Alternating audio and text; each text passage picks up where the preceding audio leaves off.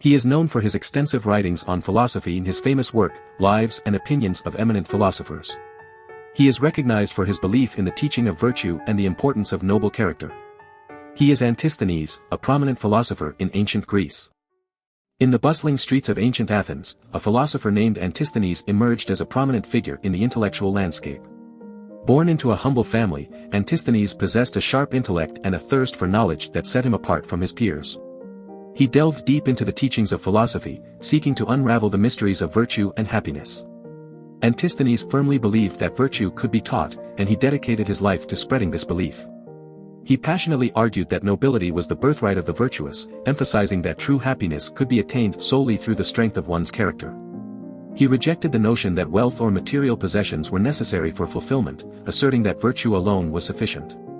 Drawing from his own experiences, Antisthenes asserted that virtue was not a concept to be confined to lofty words or academic learning. Rather, it was an embodiment of deeds and action. He advocated for a self-sufficient life, asserting that a wise man need not rely on the goods or favors of others, for he possessed the internal resources to navigate life with grace and dignity. Antisthenes challenged societal norms, advocating for a code of conduct guided by the law of virtue rather than conventional laws. He believed that true wisdom lay in recognizing the worthiness of others, both in love and friendship. For him, love was not a weakness but a privilege reserved for the wise, who possessed the discernment to identify those worthy of their affection. As Antisthenes journeyed through life, his teachings left an indelible mark on the minds of his contemporaries and future generations.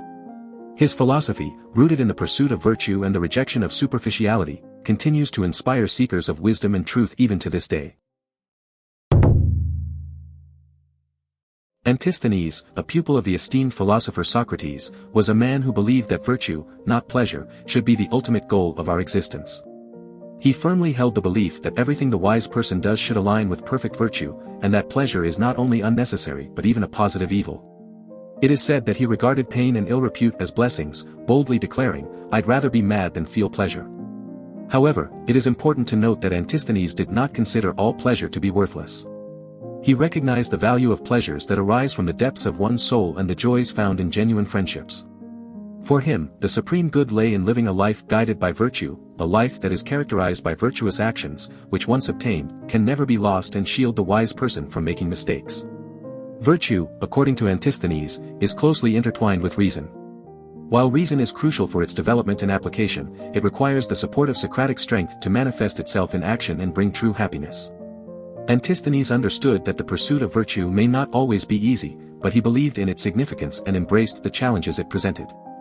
Antisthenes' philosophy offers us valuable insights and guidance for our daily lives. In a world that often prioritizes instant gratification and the pursuit of pleasure, his teachings remind us to focus on cultivating and embodying virtuous qualities. By placing virtue at the forefront of our actions and decisions, we can navigate life with integrity, authenticity, and a sense of purpose. Antisthenes encourages us to value the pleasures that come from within, such as self-reflection, meaningful relationships, and the pursuit of knowledge.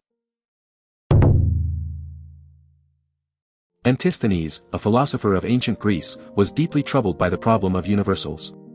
Unlike the Platonists who believed in the existence of abstract concepts or ideas, Antisthenes held a different view.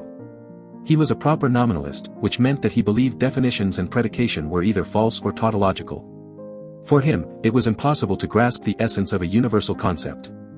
"A horse I can see," said Antisthenes, "but horsehood I cannot see." He understood that while we can observe individual horses and describe their qualities, we cannot truly comprehend the concept of horsehood itself. Antisthenes saw definitions as mere circuitous methods of stating an identity. To him, saying, "a tree is a vegetable growth," was no more than saying, "a tree is a tree." Antisthenes' philosophy challenged the prevailing belief in abstract universals. He rejected the notion that there was a separate realm of ideas beyond the physical world. Instead, he emphasized the importance of focusing on the concrete and observable aspects of reality. For Antisthenes, understanding the specific qualities and characteristics of individual objects was more meaningful than trying to grasp abstract concepts. In our daily lives, Antisthenes' philosophy can help us navigate the complexities of language and conceptual thinking. It reminds us to be cautious of getting lost in abstract ideas and to instead focus on the tangible aspects of our experiences. By paying attention to the specific qualities of things and people, we can develop a deeper understanding of the world around us. Do you want to explore more philosophers? Who do you want to see featured next? Subscribe and leave a comment below to let me know. I'll see you in the next video.